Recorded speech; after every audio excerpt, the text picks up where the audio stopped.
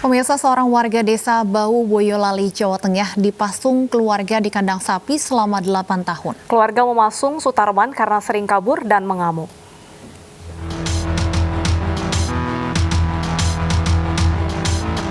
Selama 8 tahun lamanya, Sutarman, warga desa Bau, Boyolali, Jawa Tengah, hidup terpasung di dalam kandang sapi. Sutarman tidak bisa meloloskan diri dengan kondisi kaki dirantai pada sebilah tiang kayu. Menurut keluarga, Sutarman telah mengalami gangguan jiwa selama 40 tahun. Sejak saat itu ia sering mengamuk dan mengancam keselamatan orang-orang yang ada di dekatnya.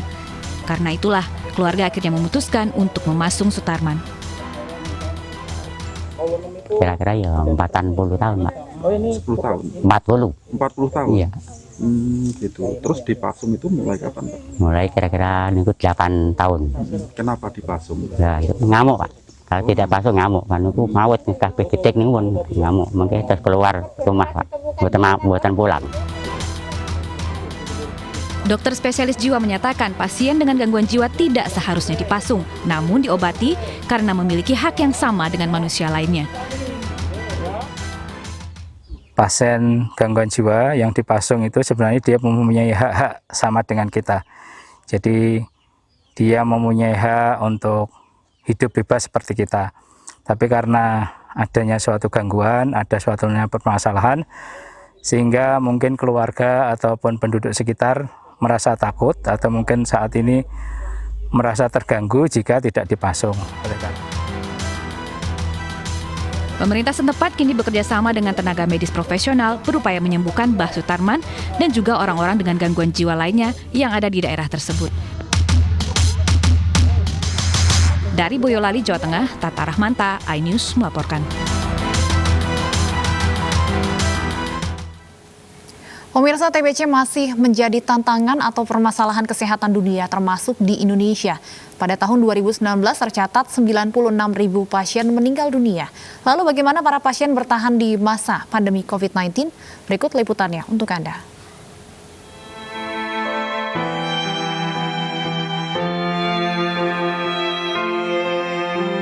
Sampai kadang-kadang kita sendiri minder. Oh ya mungkin dengan penyakit ini mereka takut kali gitu. Tapi setelah mereka tahu saya ini kena TB, ya disebutnya mah di sini mah TBC gitu, Mbak.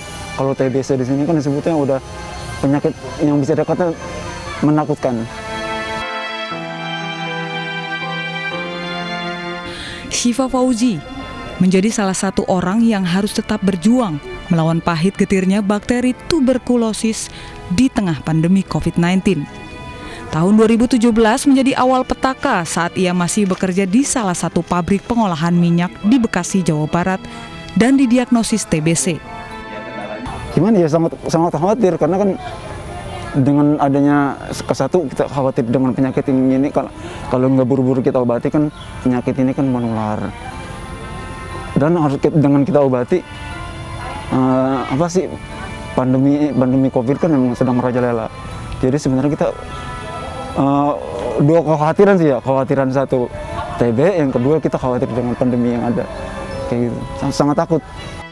Menurut data Badan Kesehatan Dunia WHO, tahun 2019 terdapat 845.000 penderita TB di Indonesia. 48% laki-laki, 35% perempuan, dan 17% anak-anak. Dari jumlah tersebut, hanya 67% pasien yang mendapatkan akses ke fasilitas kesehatan. Kendala yang mereka alami selama masa pandemik yaitu banyak layanan yang ditutup. Ya, sehingga apa? Sehingga jarak maupun akses layanan untuk mereka memeriksa atau kontrol atau berobat itu jadi sulit. Dari pasien yang ingin dirawat jadi tidak tertangani semuanya, ya.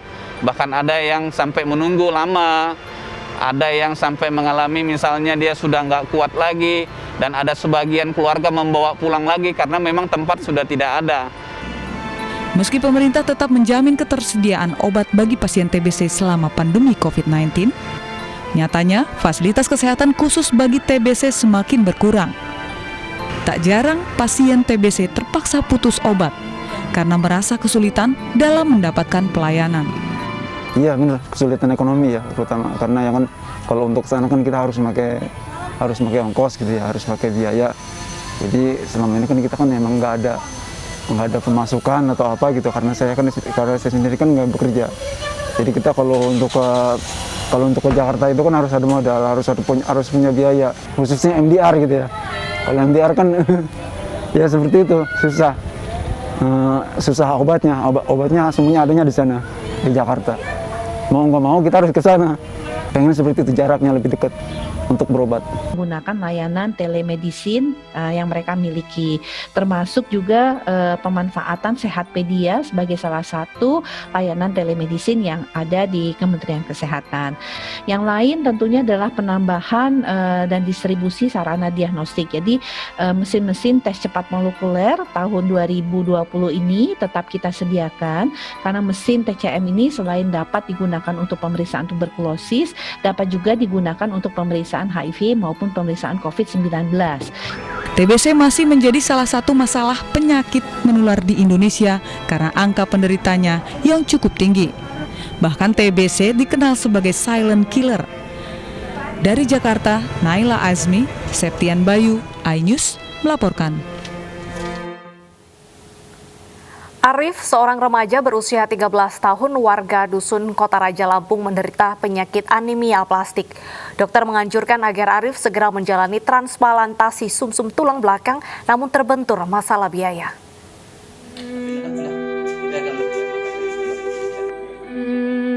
Arif Sanjaya, remaja berusia 13 tahun asal Kabupaten Pesisir Barat, saat ini hanya bisa terbaring lemah di atas kasur akibat penyakit langka anemia aplastik yang dideritanya. Anemia aplastik adalah rusaknya sel darah induk pada manusia, sehingga membuat tubuh tak lagi bisa memproduksi darah. Awalnya keluarga mengira Arif terserang demam berdarah, hingga akhirnya dokter merujuk Arif untuk medical check up di Rumah Sakit Abdul Muluk, Bandar Lampung. Setelah hasilnya keluar, Arif divonis mengidap penyakit langka anemia aplastik. Kadang-kadang tuh gusi berdarah, pingsan, lemas, sering lebam di kaki, di badan, sama bintik-bintik merah. Sakit nggak? Sering sakit kepala. Sakit ya? Kalau bintik-bintik merah sama lebam itu nggak kerasa, tapi kadang-kadang lemas. Selama ini Arif menjalani pengobatan sementara dengan transfusi darah terutama trombosit. Namun dokter menganjurkan agar Arif segera menjalani transplantasi sumsum tulang belakang. Anak ini ya kalau itu ke Abdul Muluknya itu transfusi terus gitu. Transfusi darah, nggak ada tindak lanjutnya dari dokter. Terus dalam sebulan itu berapa kali Pak harus transfusi Pak? Melihat dari kondisi badannya, kadang-kadang itu kan 5 hari, 1 minggu pulang balik lagi. Biasa sekali transfusi darah menghabiskan berapa kantong? 20 kantong darah putihnya, 6 darah merahnya. Itu semua dari pendonor atau dari PMI? Ya kadang-kadang cari pendonor, kadang-kadang itu dari stokan Abdul Muluk. Dengan kondisi yang dialami Arif saat ini, pihak keluarga berharap ada sedikit rasa empati dari pemerintah Kabupaten Pesisir Barat untuk membantu pengobatan Arif. Dari Pesisir Barat Lampung, Enrico Ngantung, iNews melaporkan. Untuk mengetahui apa anemia aplastik dan bagaimana cara mengatasinya, kita sudah terhubung dengan dokter spesial anak Dr. Murti. Selamat siang, Dr. Murti. Selamat siang, Mbak. Iya, Dr. Murti, banyak yang belum paham mungkin apa sebenarnya anemia aplastik ini dan apa penyebabnya. Ya, terima kasih. Jadi anemia aplastik ini merupakan suatu penyakit yang disebabkan oleh kegagalan sumsum tulang ya dalam memproduksi sel-sel darah pada manusia. Jadi sumsum tulang itu memproduksi sel darah merah, sel darah putih, dan juga trombosit atau keping darah. Jadi ibaratnya kalau sumsum tulang itu sebagai pabrik ya pembentuk sel-sel darah, dan ini pabriknya itu rusak. Yang terbanyak penyebabnya adalah karena faktor autoimun. Jadi faktor dari masalah imun dari pasiennya sendiri gitu ya. Jadi menyerang sumsum tulang ya. penyebab lain bisa karena terpapar zat-zat kimia seperti insektisida, pestisida, atau bisa disebabkan juga karena adanya infeksi virus. Ya, tapi yang sebagian besar adalah kita masih belum bisa mengetahui secara pasti mengenai penyebab dari aplastik anemia ini. Baik, Dr. Jadi Murti. kalau dilihat dari masalah, dilihat nanti berat penyakitnya, itu memang saat ini ada obat-obat yang kalau problemnya adalah karena faktor autoimun, akan diberikan obat-obat untuk mengatasi faktor imunnya tersebut, ya. Atau memang yang kalau misalnya tidak ada perbaikan, yang terakhir adalah memang dengan transplantasi sumsum tulang. Baik, Dr. Murti, biasanya penyakit anemia aplastik ini menyerang usia 20 tahun ke atas ataupun lansia, tapi untuk kasus Arif ini terjadi pada usia 13 tahun. Bagaimana ini, Bu? Ya, kalau pada anak-anak memang yang paling sering terjadi pada usia remaja untuk anemia aplastik ini.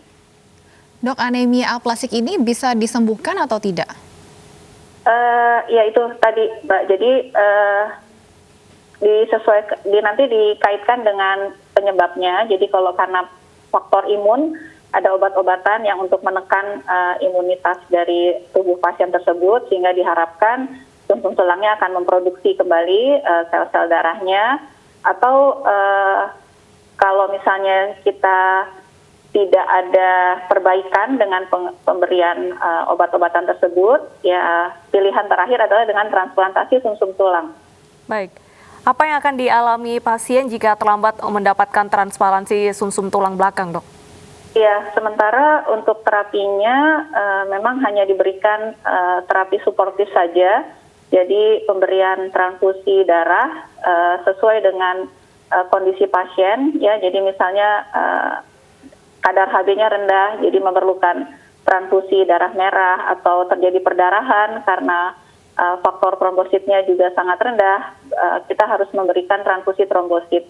Jadi sampai saat ini memang kami hanya bisa memberikan terapi suportif untuk pasien-pasien anemia aplastik ini.